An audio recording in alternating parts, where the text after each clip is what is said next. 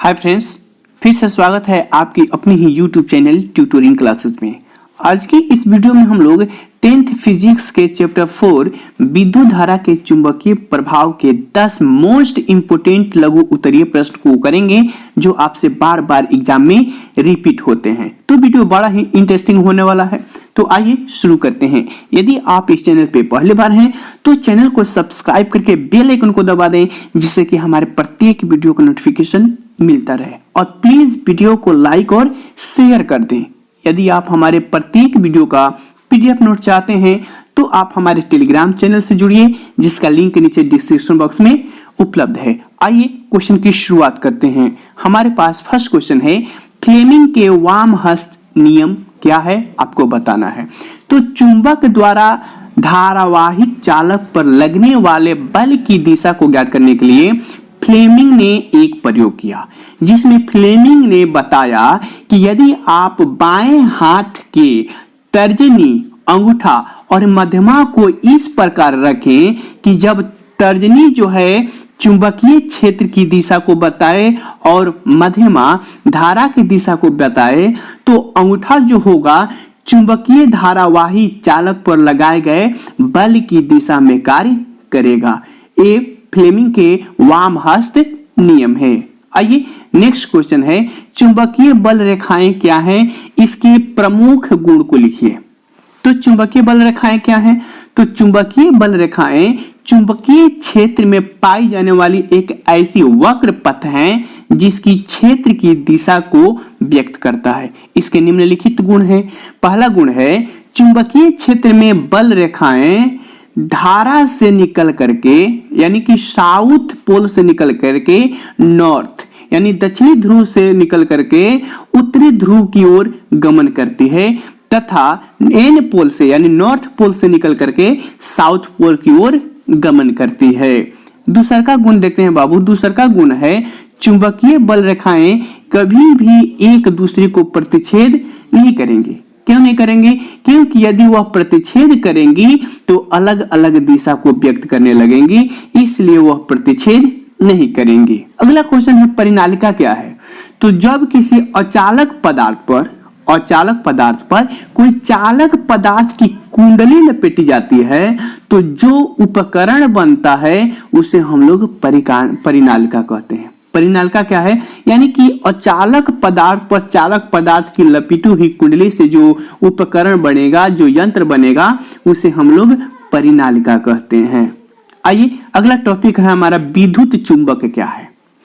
तो जब किसी नर्म लोहे के छड़ को परिनालिका के अंदर रखा जाता है तो वह छड़ धारा के कारण चुंबकित हो जाता है तथा ऐसा छड़ क्रूड का निर्माण करता है जिसे विद्युत चुंबक कहते हैं। इसका उपयोग किस क्षेत्र में करते हैं? तो विद्युत चुंबक का उपयोग लोहे के भारी टुकड़ों को उठाने के लिए किया जाता है और प्रायः इसका उपयोग क्रेन में किया जाता है। दूसरा का इसका उपयोग कहाँ है? कि इसका उपयोग विद्युत घंटी, माइक्रोस्कोप, टेलीफोन, टेलीविजन इत्यादि में भी विद्युत चुंबक का उपयोग किया जाता है। नेक्स्ट क्वेश्चन है, विद्युत चुंबक तथा अस्थायी चुंबक में क्या अंतर है? तो विद्युत चुंबक और अस्थायी चुंबक में निम्नलिखित अंतर है बाबू। पहला अंतर ये कि जो विद्युत चुंबक होगा वो अस्थायी चुंबक होगा और जो अस्थायी चुंबक है इसका मतलब ये अस्थायी चुंबक है। दूसरा का अंतर है कि विद्युत चुंबक जो है यह प्रबल चुंबकीय बल लगा सकता है और जो अस्थायी चुंबक है यह आकर्षण, जो अस्थायी चुंबक है इसका आकर्षण बल क्या होता है?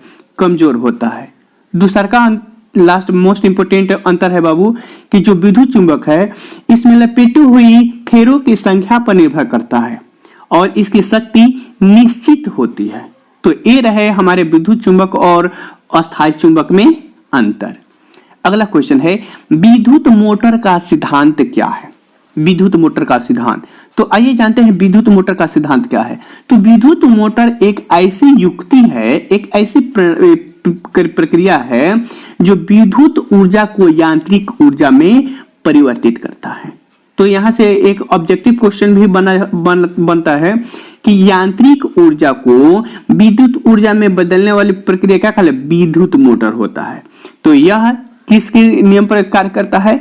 तो यह जो नियम है फ्लेमिंग के वाम हस्त नियम पर कार्य करता है। अगला क्वेश्चन है चुंबकीय क्षेत्र में धारावाही चालक पर बल लगने को क्या कहेंगे? तो चालक के अंदर इलेक्ट्रॉनों के प्रवाह से ही विद्युत धारा उत्पन्न होती है और जब चालक को चुंबकीय क्षेत्र में रखा जाता है तो प्रवाहित इलेक्ट्रॉन बल लगता है जिसे लॉरेंज बल कहते हैं। ये बल इलेक्ट्रॉनों के वेग तथा चुंबकीय क्षेत्र के लंबवत होता है। तो ये है चुंबकीय क्षेत्र में धारावाही चालक पर लगने वाले बल के कारण। नेक्स्ट क्वेश्चन है विद्युतीय चुंबकीय प्रेरण क्या है? तो जब किसी कुंडली तथा चुंबक के बीच अपेक्षित गति होती है तो कुंडली में चुंबकीय क्षेत्र का मान या तो घटेगा या तो बढ़ता रहता है, जिसके कारण कुंडली में प्रेरित विद्युत वाहक बल उत्पन्न होता है, जिससे चुंबक में जो धारा प्रवाहित होने लगती है, जिसे विद्युत चुंबकीय प्रेरण कहते हैं। इसका पता किसने लगाया? फैराडे ने 1831 में लगाया था। नेक्स्ट क्वेश्चन है फैराडे का नियम क्या है? तो किसी विद्युत परिपथ में प्रेरित विद्युत वाहक बल पर उस परिपथ में प्रवाहित चुंबकीय बल रेखाओं के परिवर्तन के दर तथा परिपथ में फेरों की संख्या के सीधा समानुपाती होता है। यह है फैराडे का नियम। नेक्स्ट नियम है बाबू लेंज का नियम क्या है? ये दोनों नियम बहुत ही हाईलाइटेड है। तो जब किसी विद्युत चुंबकीय प्रेरण के द्वारा किसी विद्युत परिपथ में धारा उत्पन्न होता है तो धारा की ऐसी होती है कि वह उसका ही विरोध करने लगता है जिससे वह उत्पन्न होता है। इस नियम को सर्वप्रथम लेंज ने लगाया, इसलिए हम लोग इसे लेंज का नियम कहते हैं। नेक्स्ट क्वेश्चन है पर्यावृत्तीय धारा तथा दिष्ट धारा में क्या अंतर है? तो पर्यावृत्तीय धारा और दिष्ट धारा में निम्नलिखित अंतर है। पर्यावर्तित धारा दिशा के समय के अनुसार बदलता है, जबकि दिष्ट धारा जो है इसकी दिशा निश्चित होती है।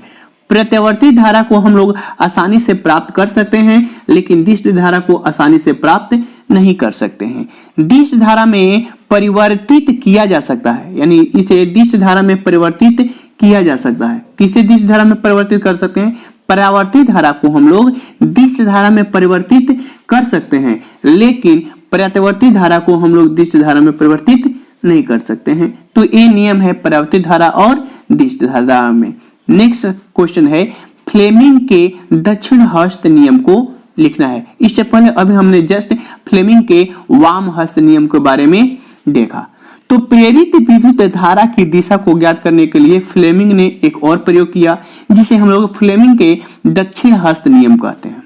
इस नियम के अनुसार फ्लेमिंग ने यह बताया कि यदि आप दाएं हाथ की तर्जनी और मध्यमा यानी बीच वाली अंगुली तथा अंगुष्ठा को हम लोग इस प्रकार फैलाएं कि जब तर्जनी चुंबकीय क्षेत्र की दिशा में हो और अंगूठा जो है धारा की गति की दिशा को व्यक्त करे, तो मध्यमा अंगुली जो होगी उसमें प्रवाहित हो रही विद्युत धारा की दिशा को व्यक्त करता है।